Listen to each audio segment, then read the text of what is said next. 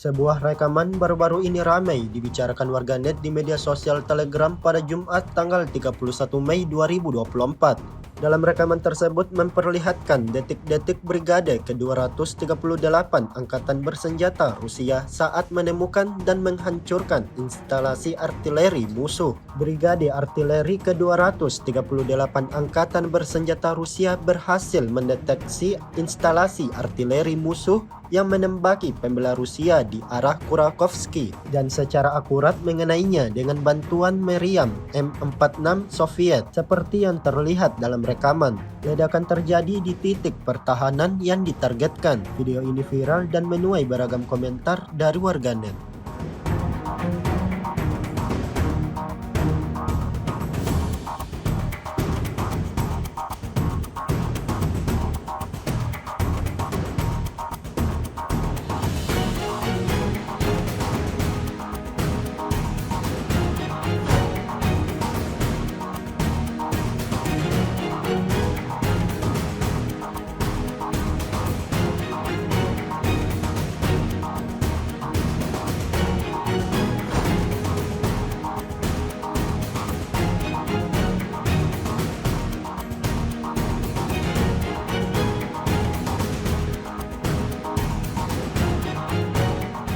Download Tribun X sekarang, menghadirkan lokal menjadi Indonesia.